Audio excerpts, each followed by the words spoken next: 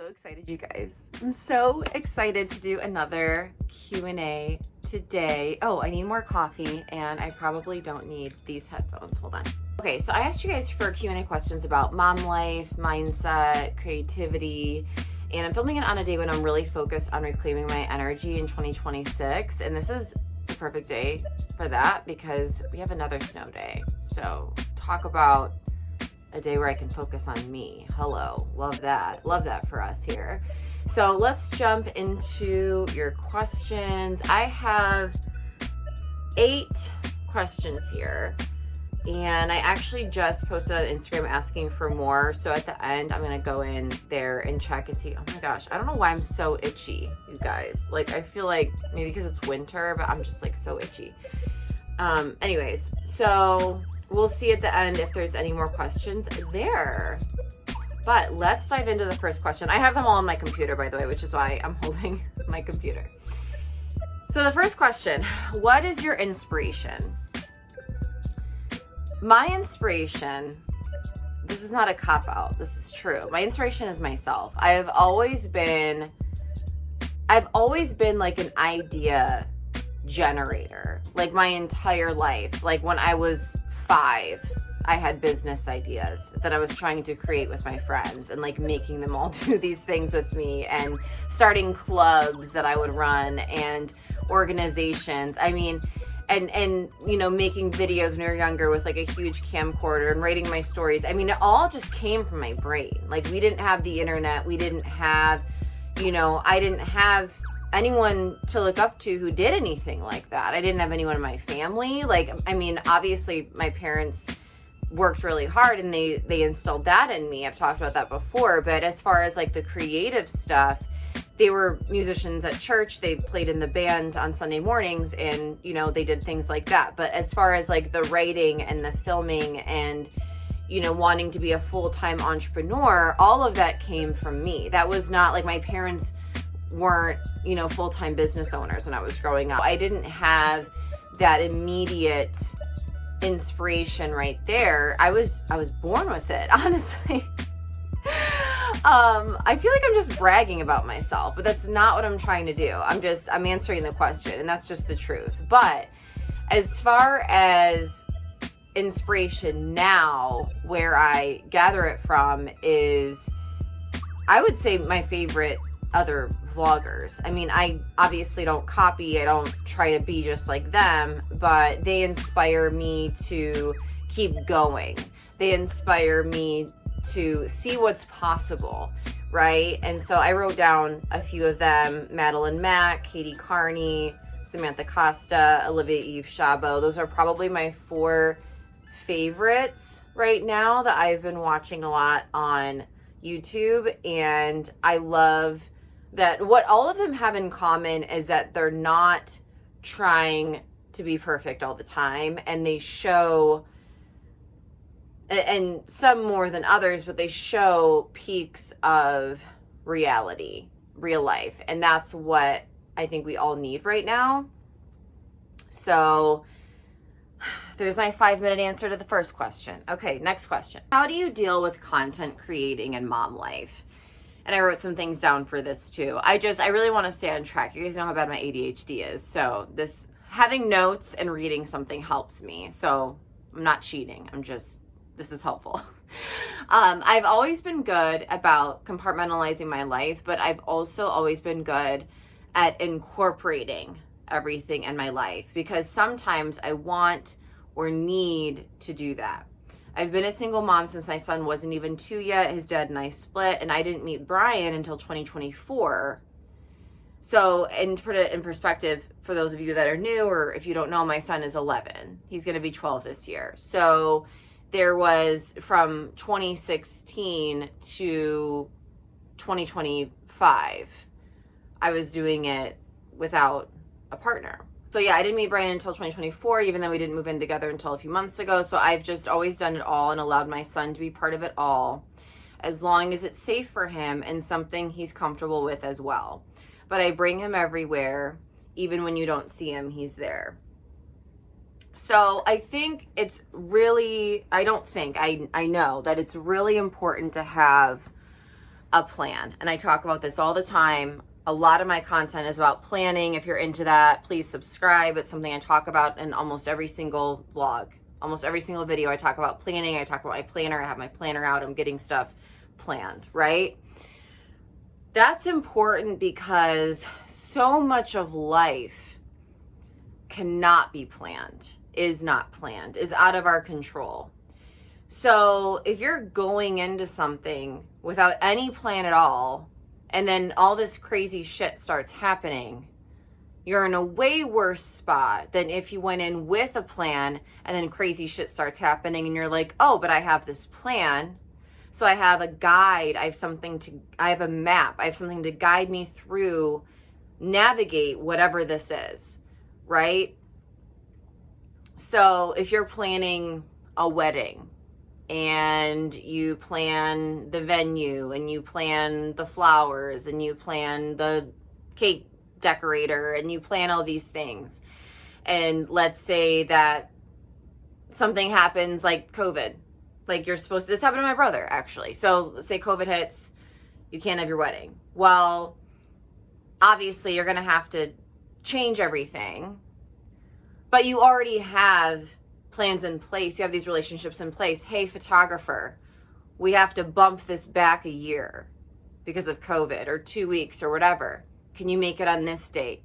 Oh yeah, I can. Or no, but I can do the next day or whatever. You already have these relationships. You already have all of this stuff going. So then you can go back and say, hey, this date didn't work out, but can we do this date? So it's not like you were planning on getting married and let's say you picked a date during COVID, but you didn't book anything, right? And then COVID hits and then you're still at the very beginning. You didn't make any progress. You didn't make any relationships. You didn't prepare yourself. So now everyone else who did prepare themselves, you get where I'm going with this? I'm making this up on the fly, by the way. I did not write this down. But everyone else that did prepare themselves, now they're the ones booking those future dates for after COVID with those people. They're ahead of you now, right? So how long are you going to have to wait? Because you didn't even have those relationships formed or started or anything. You see what I'm trying to say? So having a plan in place, even if it changes, is better than not having a plan at all. What was the question? How do you deal with content creating in mom life? But that's really what it is. And I think anyone who does content creation in mom life successfully, meaning they're able to do it. They're able to do it. I don't mean successful as in they're rich and famous. I mean, you're successful if you're even able to do it. And if you're able to do it, I almost guarantee that that's going to be everyone's response, is I plan my life to the second, because that's what you have to do. Otherwise, something's going to fall through the cracks, and something will anyway, because you're still human, right? So it's not like everything's going to be perfect all the time, but you have something guiding you. You have that guiding light, and that is, definitely the most important thing. That's the best answer that I can give you for that. I will say one more thing. Don't be afraid. If this is something you've never done before, see, I'm used to this because I've been doing this for a long time. But if this is something you've never done before, like let's say you're a new mom and you want to start a YouTube channel for the first time, so like everything is new. I don't remember having this fear, but I probably did at the beginning. I'm sure I did. I just don't remember it. Don't be afraid to do this. Like, don't be afraid to incorporate this. Don't be afraid to film in public with your kid with you. You know what I mean? Like, don't be afraid to travel with your child. Don't be afraid to meld and mesh these areas of your life together. Don't be afraid to bring your kid to like a friend group activity. And if your friends don't want your kid around, then they're not your real friends. I said it. I'll die on this hill. Unsubscribe if you want. But if they're your friends, then they should be excited about what you're excited about, whether that's your kid, your cat, your job, your marriage, whatever it is. They need to be open to that, and they need to celebrate with you. Someone needed to hear that. I don't even know where that came from. That was really random, but someone needed to hear that today. I just put on lip gloss and mascara on one of my eyes because it actually has to do with a question coming up. So, and I know my hair is crazy. I'm finally getting it cut in a couple weeks, thank God. Oh, speaking of in a couple weeks, I have something really exciting to tell you guys. I'm not going to tell you in this video. I'm sorry. I have to wait. But there's something really, really, really big that I need to tell you guys. And I know you're going to be happy with me. And I just can't wait. Okay. I'm trying to do something with my hair, but it's not. Yeah, I don't even know. Okay.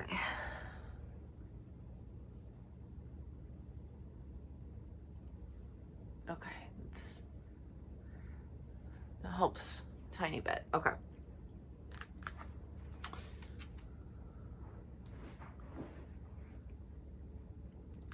How do you keep a positive mindset and stay motivated for self-care?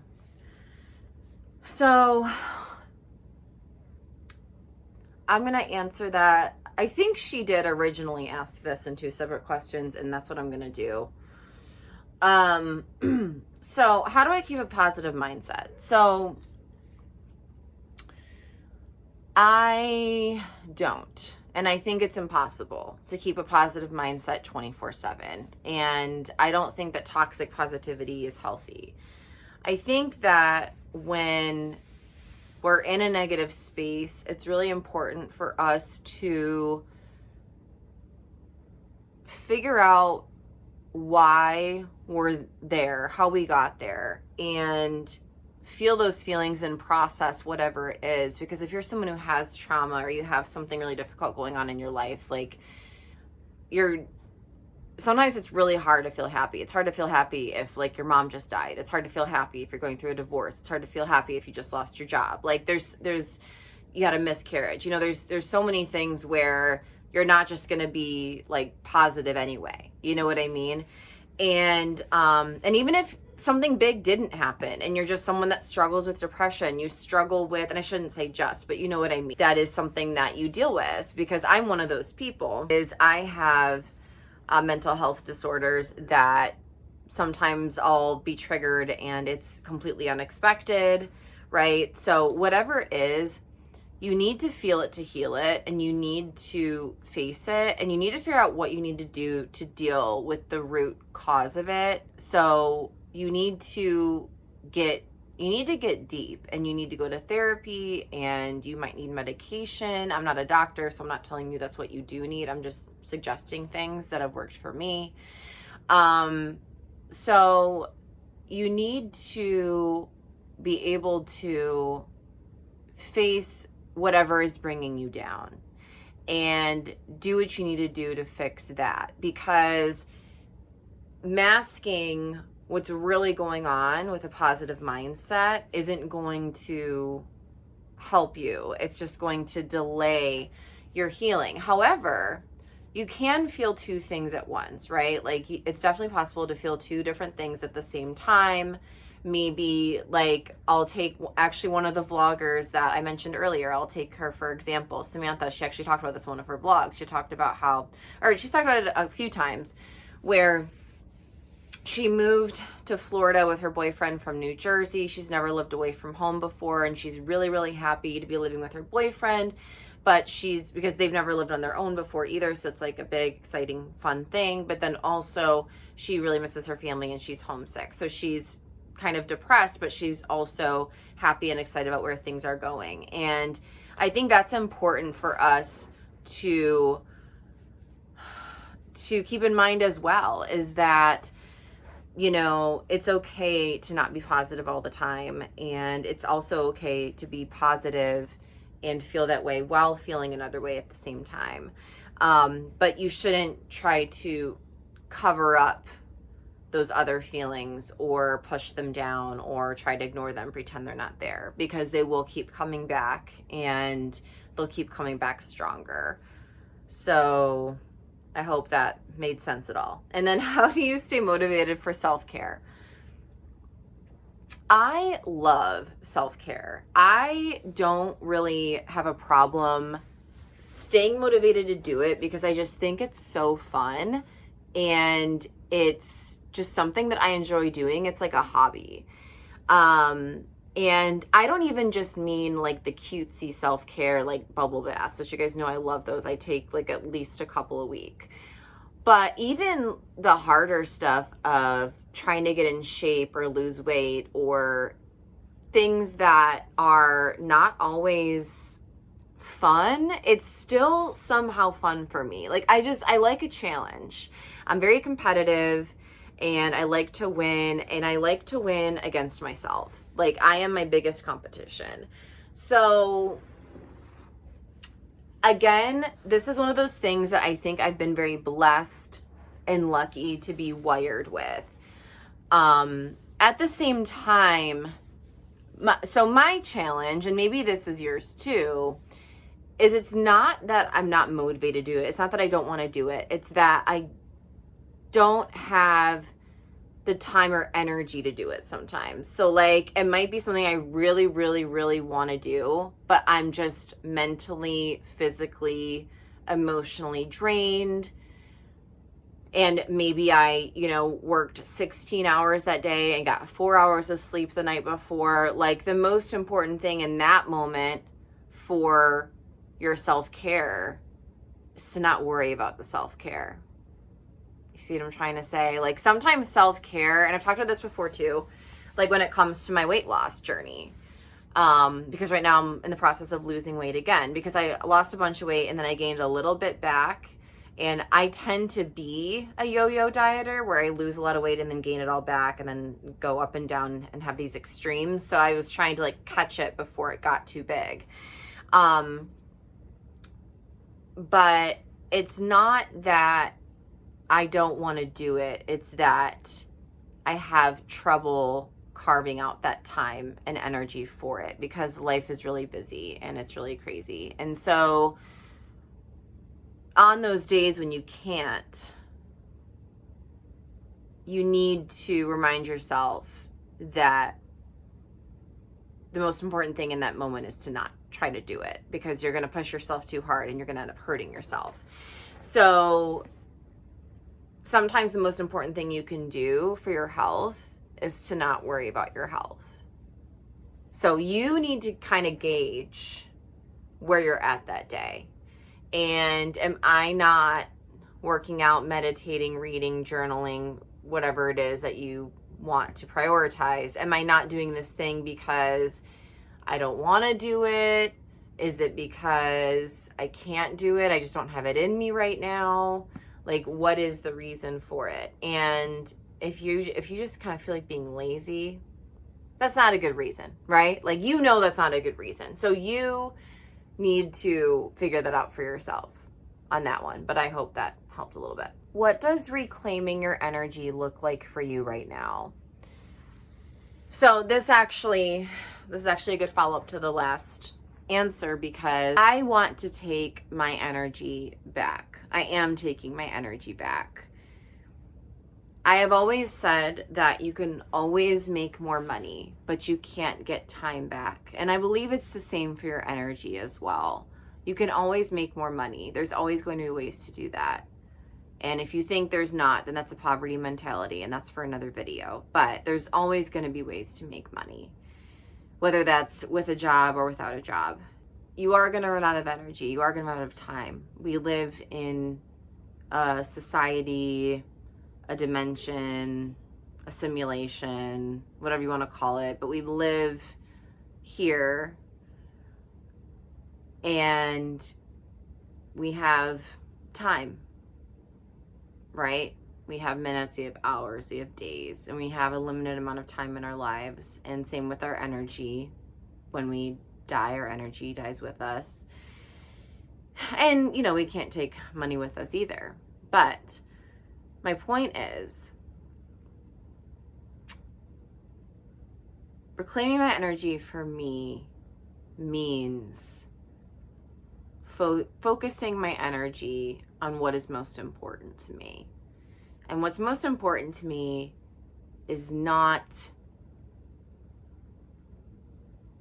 doing things for people that don't care about me as a person. I have spent way too much of my life being the better person, doing everything for everybody, being nice even when they're not nice to me, right? Going above and beyond, not getting recognized for it, not getting compensated for it, always doing the most. And it's like, why? And if I'm doing the most for other people, why wouldn't I just do the most for myself? And that's what it looks like for me, is taking my energy back, taking my time back, taking my power back, and taking my money back, because I can make more money on my own than when I'm working with other people or for other people. Yeah. So that's where I'm at.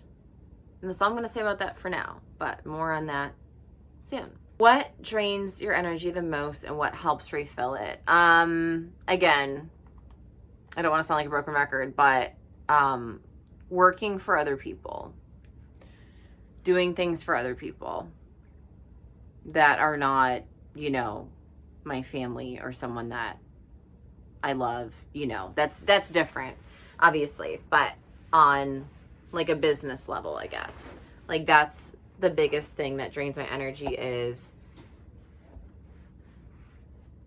doing things for people that wouldn't do the same for me, aren't doing the same for me, don't care about me as much as I care about them. Yeah, one-sided relationships. And I'm sure you've had those too. What helps refill it? What helps refill my energy?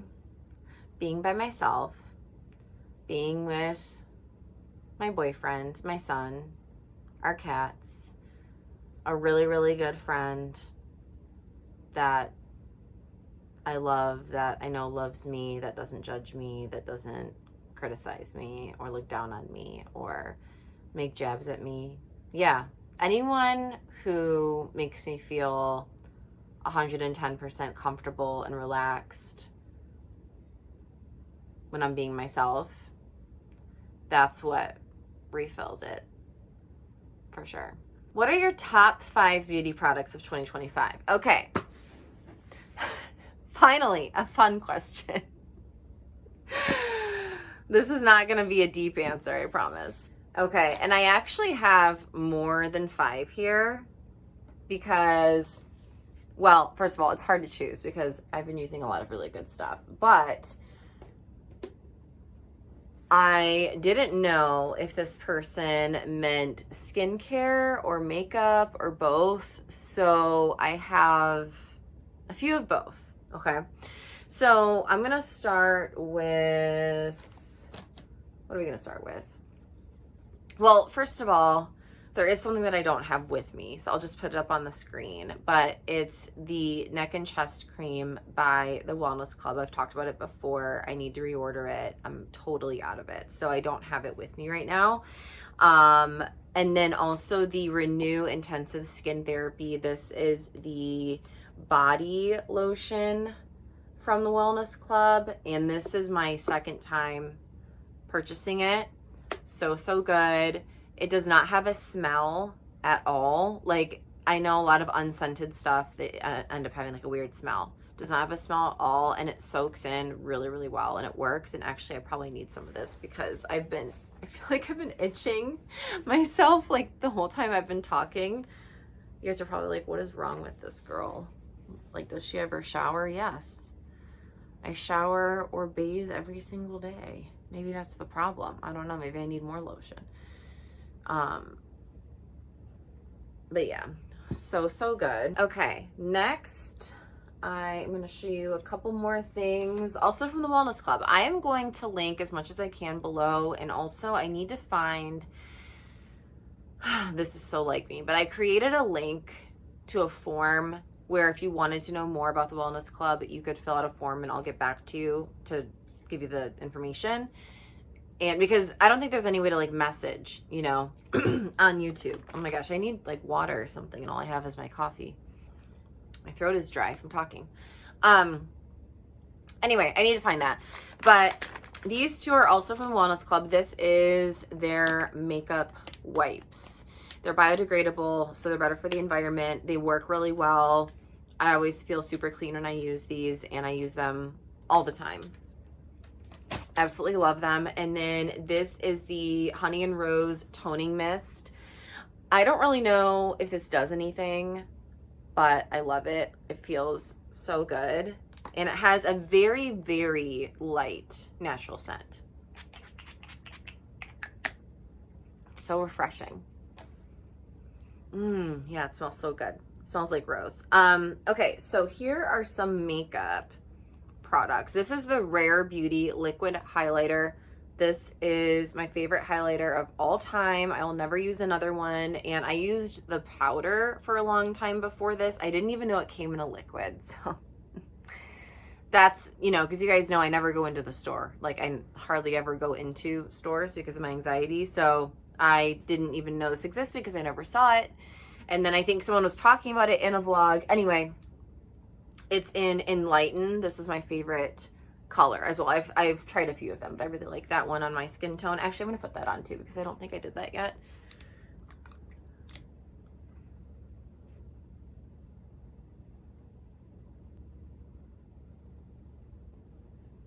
Oh, I just love it. Oh my gosh, look at that. Look at that. Love it, love it.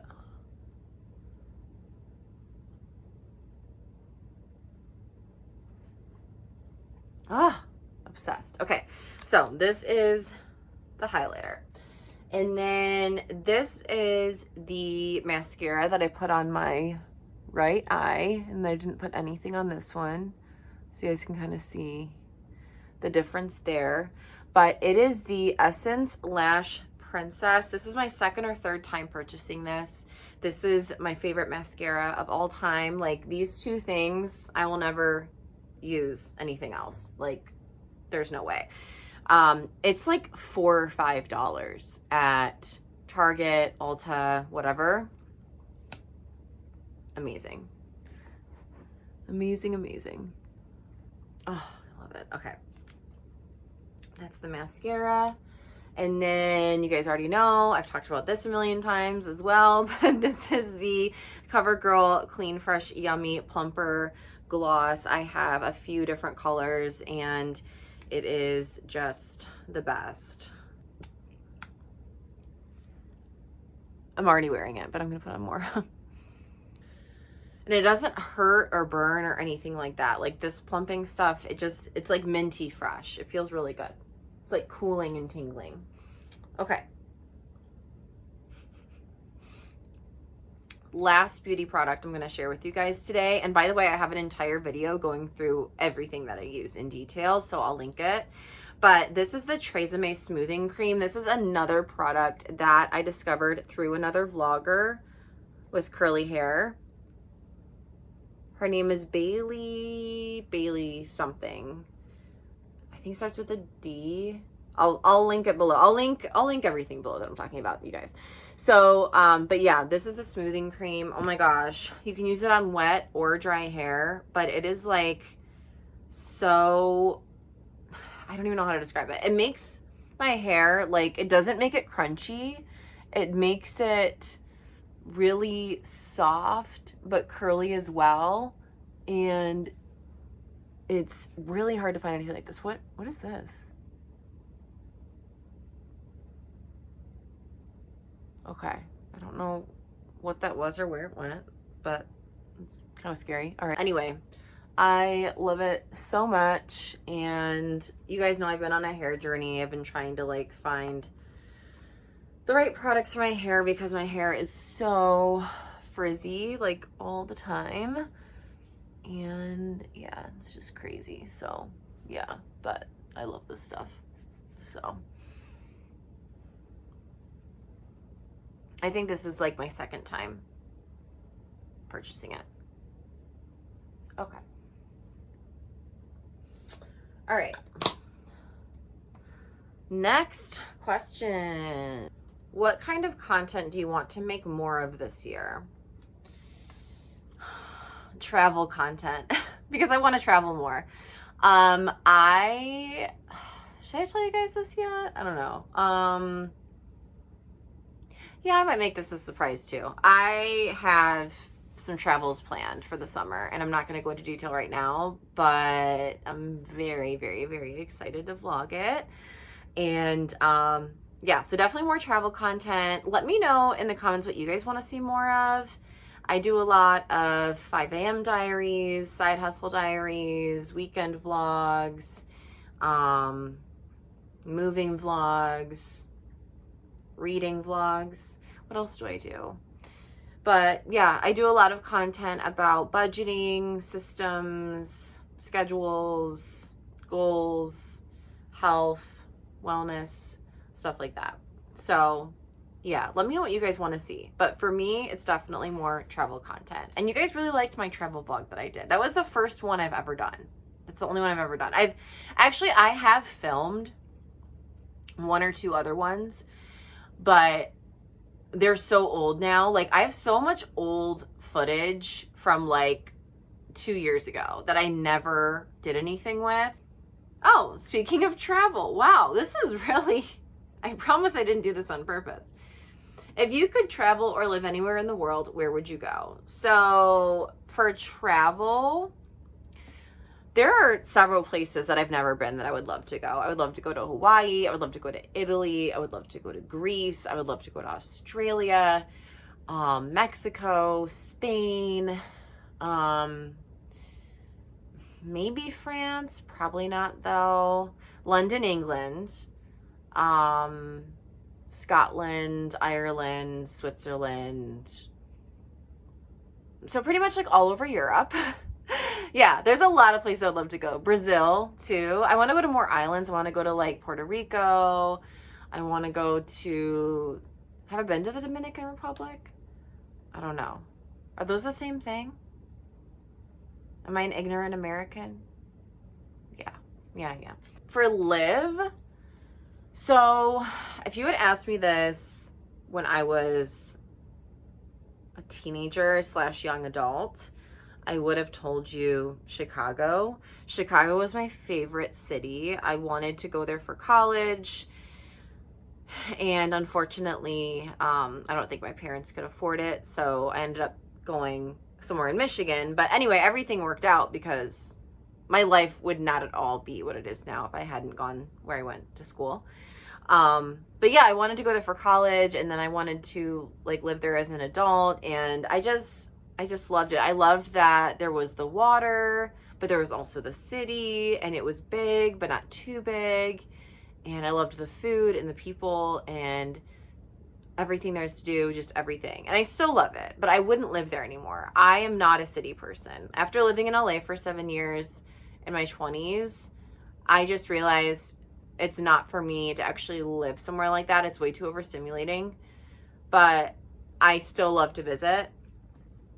So as far as living goes, now I would say I want to live in the mountains. I want to live in a forest. No, I want to live on a mountain that's in a forest. And I want to have like water in my backyard. And I want to have like a river or something that goes through my backyard. And I kind of want to be like in the middle of nowhere, but I also still want like running water and electricity and heat and like that type of thing. But I want to live like 20 minutes from the nearest grocery store. This is very similar to where I grew up, actually, but it's not like that anymore. It's really built up. So like, honestly, even up north in Michigan, like upper Michigan, like that would be cool. It doesn't have to be like the upper peninsula, but like northern Michigan. But also out west, I love it out there. Like I love Arizona. I still love California, just not LA. I wouldn't live there again. But Colorado.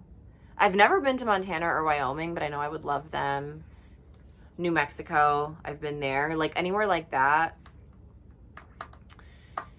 Or even Seattle. Or somewhere in Washington or Oregon or something like that. So yeah, definitely It's leaning west, Pacific Northwest for living. But yeah, to be continued on that. I started editing this vlog and forgot that I never ended it. So thank you for watching. Thank you for being here. I checked Instagram. I did not get any more questions, but if you have any more questions and you're watching this right now, feel free to leave them below and I will answer them in the next Q&A video. I want to start doing this monthly or seasonally. Let me know what you think. I love you guys so much. Make sure to subscribe so you don't miss the next one, and I will see you in the next one. Bye. I'm editing right now, but I did just get another question on Instagram, and yes, I'm editing on the floor. It's my favorite spot. It's cozy, and I have another coffee. So someone asked me if I'm still sober. So last year, I did not have any alcohol for, I want to say like 4 months. The year before that, I did maybe 4 or 6 months. I always start off the year with dry January, and then I just see how long I can go with it. And sometimes it's just the month of January, sometimes it's longer than that, sometimes it's almost the whole year or half the year.